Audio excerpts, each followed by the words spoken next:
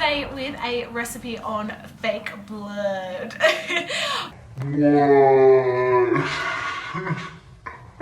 So this recipe is completely edible, it is homemade, and pretty much you'll have everything in your kitchen that you need for the blood already. It is a little bit sticky when you first kind of put it on, but it does dry eventually and it's not sticky once it's dry. Don't forget to subscribe to my channel, it would honestly mean the world to me. And also, don't forget to check out my Instagram and Facebook and like it and follow me. I would really appreciate it. All the links will be in the description box below. Also, all the recipe quantities, all that jazz will be in the description box below as well.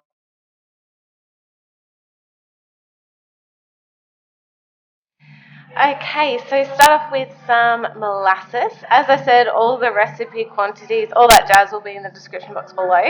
So we want to have some molasses because it's a nice dark base.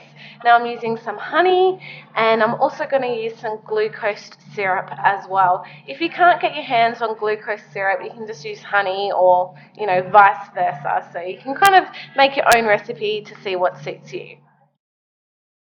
Food colouring, it's always best to start with a little bit and then add more. So I'm just starting with about a teaspoon of red food colouring, and I'm also using just a dash of some glycerine in there as well. This is optional, but it does help it to kind of bind together and stick together a little bit better. I'm also adding a dash of green food colouring to make the blood look a bit darker and more realistic. Test the colour out, and if you want to darken it, then go in and add a little bit more red or a little bit more green. It's completely up to you.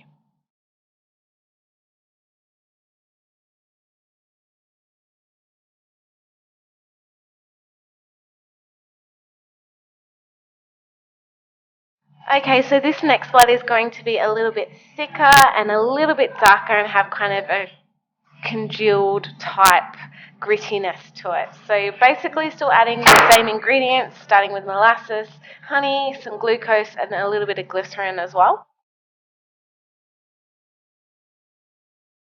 Add in your food colourings. Again, I'm using red and a little bit of green. Now, depending on how much red you use, it's going to depend whether it stains or not. The amount that I used, it didn't stain and it was fine. Now I'm adding in some corn flour. This is going to thicken the blood and make it more of a thicker consistency. It's not going to be as runny, so it's going to stay on the skin a little bit better as well. Now for that kind of gritty texture, I'm using some tea leaves, so just ripping up a tea bag or 3 and adding that in and mixing it up.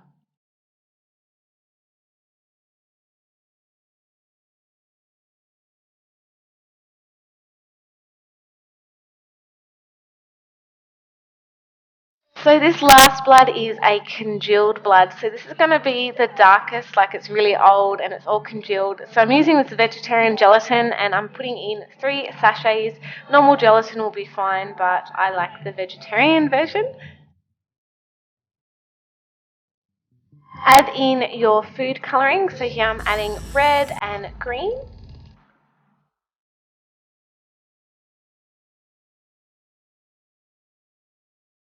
Then add in some water. So you want to add considerably less water than what it is designed for. So it's really kind of thick. I'm also adding in a little bit of that glycerin as well. And then what you want to do is pop it in the microwave for about 10 seconds or so. Take it out, give it a good stir, and just make sure all those kind of crystals have dissolved into it. So this colour was way too light, so I'm actually adding a little bit of blue, only a teensy tiny little bit, and that gives it like this kind of dark purplish kind of colour to it.